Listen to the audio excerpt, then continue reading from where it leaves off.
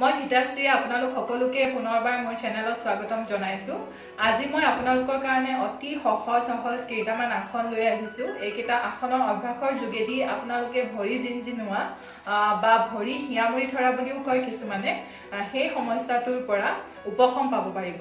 অতি সহজ কেইটামান আসন আপোনালোকে কৰিব পাৰিব আৰু এইকেইটা কৰিলে আমাৰ কেতিয়াবা যে কলা ফুলত টানি ধৰে নাইবা কেতিয়াবা ঠাণ্ডাত আমাৰ ভৰি আঙুলিবিলাক টানি ধৰে, টাইলছৰ ঠাণ্ডাটো লাগিলেও অলপ বয়সস্থ মানুহৰ কেতিয়াবা ভৰি আঙুলিবিলাক টানি ধৰে।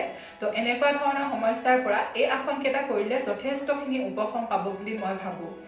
তেন্তে আহকচোন এতিয়া আমি আমাৰ এই আসন কেইটা অতি সহজ আসন কেইটামান কৰিবৰ কাৰণে আৰম্ভ কৰোঁ।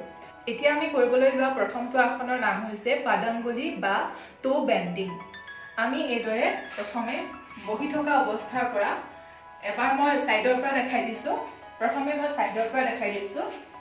এইদৰে আমি দণ্ডাসনত বহি ল'ব লাগিব। হাতৰ আঙুলিখিনি বেক সাইড কৰি ৰাখিব, অলপ শৰীৰৰ পৰা আঁতৰত ৰাখিব হাতকেইখন, যাতে আপোনাৰ বহিবলৈ সুবিধা হয়। এতিয়া আমি আমাৰ উশাহ নিশাহৰ লগত মিলাই আঙুলিকেইটা এবাৰ ওপৰৰ ফালে এনেকৈ কৰিম আৰু এবাৰ আঙুলিখিনি তললৈ কৰিম। মোৰ ভৰিটোলৈ লক্ষ্য কৰিব। উশাহটো লওঁতে আঙুলিখিনি গাৰ ফালে এইদৰে চিধা কৰি দিম। যিমান পাৰে গাৰ ফালে বেণ্ড কৰিবলৈ চেষ্টা কৰিব লাগিব উশাহটো লৈ। এতিয়া আমি ষ্টাৰ্ট কৰিম। উশাহ লৈ গাৰ ফালে, উশাহ এৰি সন্মুখলৈ, উশাহ লৈ গাৰ ফালে, উশাহ এৰি সন্মুখলৈ। Up down, up down, up down, up down. পটুৱাখন এনেকৈ চিধাকৈ ৰাখি ল'ব। পটুৱাখনত মুভমেণ্টটো আনিব নালাগে, জাষ্ট আঙুলিকেইটাত মুভমেণ্টটো আনিলেই হ'ল। Up down, up down, up down, up down. এবাৰ সন্মুখৰ ফালে দেখাই দিছোঁ।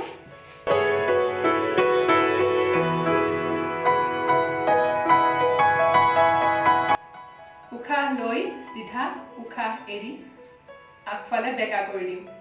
উশাহ লৈ আপ, উশাহ এৰি ডাউন, উশাহ লৈ আপ, উশাহ এৰি down, up down, up down. Inhale exhale. উশাহ ল'ব, উশাহ এৰিব। এইদৰে প্ৰথমে প্ৰায় 10 বাৰমান কৰিবলৈ আৰম্ভ কৰক। যিমান দেৰি আপুনি কমফৰ্টেবলি পাৰে সিমান সময় কৰিব। আৰু যিসকলৰ প্ৰব্লেম হয় তেওঁলোকে এভয়েড কৰিব। যদি আপোনালোকৰ পেইন হয় তেতিয়াহ'লে এই আসনটো নকৰিব। এইটো কৰিলে আপোনাৰ আঙুলিবিলাক কেতিয়াবা আমাৰ হিয়ামুৰিয়ে ধৰে, আঙুলিবিলাক টানি ধৰে।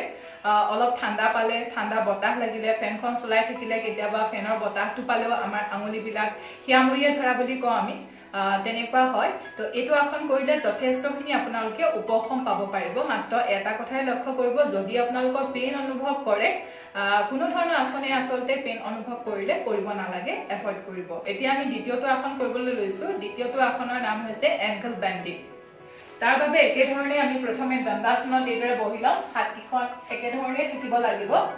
এতিয়া আমি আমাৰ এই পানী কাঠিটোত মুভমেণ্টটো আনিম। আগৰ আসনটোত ভৰি তলুৱাখন চিধাকৈ আছিলে আৰু আমি মুভমেণ্টটো অকল আঙুলিত আনিছিলোঁ। এতিয়া কিন্তু এই এংকল বেণ্ডিঙত আমি আমাৰ পানী গাঠিলে মুভমেণ্টটো আনিব লাগিব। উশাহ লৈ ভৰি দুয়োখন তলুৱা এইদৰে কৰি দিম। 1, উশাহ ল'লো, আপ, উশাহ এৰি ডাউন, উশাহ লৈ আপ, উশাহ এৰি down, up down, up down. Inhale exhale, inhale exhale. উশাহ ল'ব, উশাহ এৰিব, এইদৰে। এতিয়া আমি এখন ভৰি তললৈ কৰিম, মানে এখন তলুৱা তললৈ কৰিম, এখন তলুৱা ওপৰলৈ কৰিম, এইদৰে।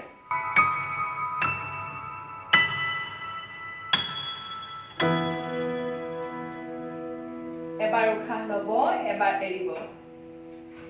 Inhale exhale, inhale, exhale, inhale, exhale উশাহ লব উশাহ এৰিব উশাহ লওক উশাহ এৰক এইদৰে কেইবাৰমান কৰিবলৈ যত্ন কৰিব যদি আপোনালোকে পেইন অনুভৱ কৰে তেতিয়া এভয়েড কৰিব আদাৰৱাইজ আপোনালোকে 10 বাৰ মান কৰিব পাৰে ষ্টাৰ্টিংত বহুতখিনি আপোনালোকে আৰাম পাব এইটো কৰিলে আমাৰ আঙুলিখিনিত এটা প্ৰেছাৰ পৰে তাৰ লগতে আমাৰ এই কলাফুলটো এটা প্ৰেছাৰ পৰে আৰু আমি ভৰি জিনজিনোৱা সমস্যাৰ পৰা যথেষ্টখিনি আমি উপশম পাব পাৰি ৰেগুলাৰ অভ্যাস কৰিলে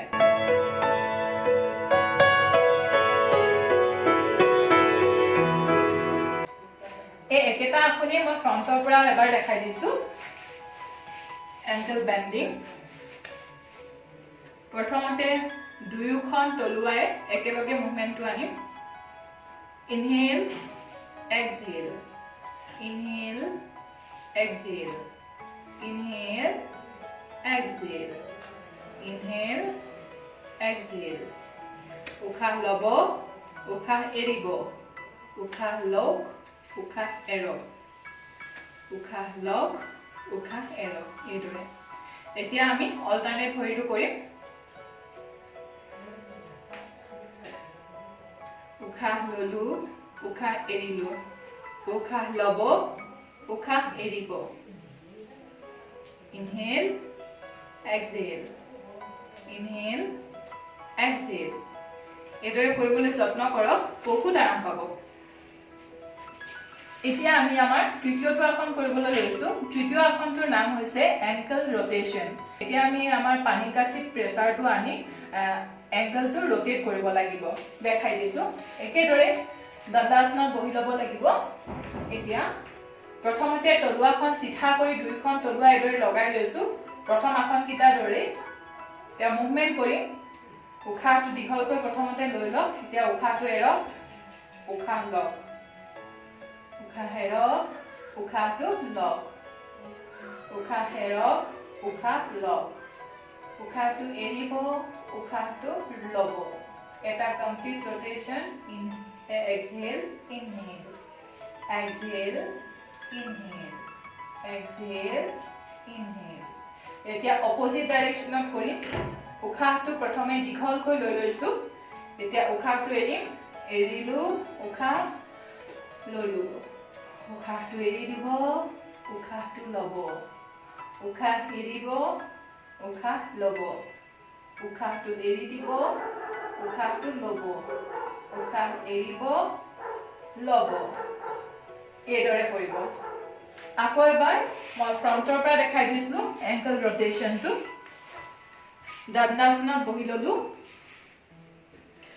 প্ৰথমে উশাহটো লৈ লম উশাহ এৰি উশাহ লম উশাহটো এৰি দিম লম উশাহ এৰিলো উশাহ ললো এইদৰে কৰিব দুইটা সাইডে তিনিবাৰ প্ৰথম কৰিবলৈ যত্ন কৰিব আৰু যদি সুবিধা হয় বহাই দিব পাৰিব ললো উশাহ এৰিলো উশাহটো ললো এক্সহেল ইনহেল এক্সহেল ইনহেল প্ৰথমে তিনিবাৰ ৰোটেট কৰিব দুইটা ডাইৰেকশনত পাছলৈ সুবিধা অনুযায়ী 5 বাৰ মানকে কৰিব পাৰে মুঠতে এটা কথাই মন কৰিবলগীয়া যে আমাৰ এংকলত যদি পেইন আছে বা আপোনাৰ ভৰিত কিবা পেইন যদি অনুভৱ কৰে আসনটো কৰোতে তেতিয়া এভয়েড কৰিব নকৰিব যিকোনো আসনে আসলতে আমি লাহে লাহে কৰিব লাগে পেইন অনুভৱ নকৰাকৈ এটো আমাৰ তৃতীয় আসন আছিল এতিয়া আমি আমাৰ চতুৰ্থটো আসন কৰিবলৈ লৈছো চতুৰ্থটো আসন আমি ওপৰলৈ শুই থকা অৱস্থাৰ পৰা কৰিব লাগিব এইদৰে ওপৰলৈ মূৰ কৰি শুই ল'ব এই আসনটোৰ নাম হৈছে উত্তন পদাসন বা ওয়ান লেগ প্ৰেছ পোজ আপোনালোকে দুইখন হাতৰ তলুৱা এইদৰে তলমুখ কৰি ৰাখিব এতিয়া লাহেকৈ আপুনি আপোনাৰ ভৰি এখন মই প্ৰথমতে মোৰ বাওঁ ভৰিখন দাঙিবলৈ চেষ্টা কৰিম এইদৰে লাহে লাহে দাঙিব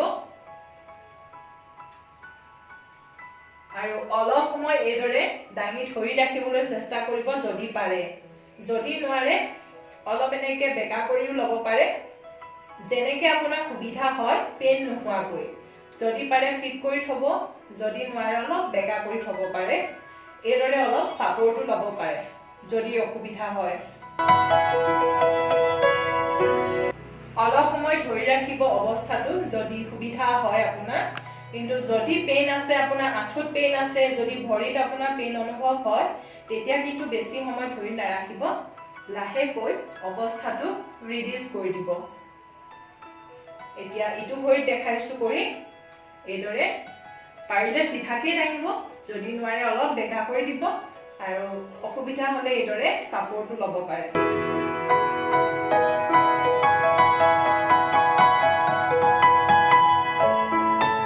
পোজটো ৰিলিজ কৰি দিম এই আসনসমূহ কৰোতে উশাহ নিশাহটো সহজভাৱে ৰাখিব পাৰে উশাহটো ধৰি নাৰাখিব এইটো প্ৰথমতে এবাৰ কৰিবলৈ যত্ন কৰক এতিয়া কৰাৰ দৰে পাছত আপুনি দুইটা ভৰিতে দুবাৰ কৰিব পাৰে এতিয়া আমি আমাৰ একেবাৰে লাষ্টৰ মানে আমাৰ পঞ্চমটো আসন কৰিবলৈ লৈছো এই আসনটোৱেও আমাৰ ভৰি জিনজিনোৱা বা ভৰি হিয়ামুৰিয়ে ধৰা সমস্যাটোত যথেষ্টখিনি উপশম দিব পাৰিব তেন্তে আহক আমি লাষ্টৰ আসনটো কৰি লম ভৰি দুটাৰ মাজত 1 ফিট ডিসটেন্স হাতখন এইদৰে ওপৰলৈ নিলো ফিংগাৰ বিলাক ইন্টাৰলক কৰি ললো হাতৰ তলুৱা ওপৰৰ ফালে এতিয়া উশাহটো লৈ আমি আমাৰ ভৰিৰ তলুৱাৰ দুখন ওপৰলৈ উঠাই দিছো গুৰুহাকেটা মাটিৰ পৰা ওপৰলৈ উঠালো ভৰি আঙুলি ভৰত ৰাখিলো উশাহটো লৈ শৰীৰৰ ওপৰৰ ফালে এটা টান দিলো যদি পাৰে 1-2 সেকেন্ডৰ বাবে ধৰি ৰাখিব যদি নোৱাৰে গুৰুহাকেখন মাটিলৈ লাহেকৈ নমাই আনিব হাত দুখন উশাহটো এৰি এইদৰে লাহেকৈ ৰিলিজ কৰি দিব আজিলৈ তেন্তে ইমানেই আছিলে ইয়াতে এতিয়া আমাৰ ভিডিওটো শেষ কৰিবলৈ লৈছো এই অতি সহজ পাঁচটা আসনৰ দৈনিক অভ্যাসৰ যোগেদি আপোনালোকে ভৰি জিনজিনোৱা বা ভৰি হিয়ামুৰি ধৰা সমস্যাৰ পৰা যথেষ্টখিনি উপশম পাব পাৰিব বুলি মই আশা ৰাখিছো আৰু এগেইন আৰু এটা কথা কিন্তু আপোনালোকে মনত ৰাখিব যদি আসনসমূহ কৰোতে আপোনালোকে কিবা পেইন অনুভৱ কৰে তেতিয়া কিন্তু আসনসমূহ নকৰিব আৰু আপোনালোকৰ যদি এই সমস্যাটো অত্যন্ত সিভিয়াৰ হয় এই আসনসমূহ আসলতে কৰাৰ আগতে যিকোনো এজন ডক্টৰক প্ৰথমতে কনসাল্ট কৰি লোৱাটো আপোনালোকৰ বাবে ভাল হ'ব আশা ৰাখিছো সকলোৰে বাবে আজিৰ ভিডিওটো যথেষ্টখিনি উপকাৰী হ'ব তেন্তে আজিলৈ আহিছো stay happy stay safe and stay positive bye bye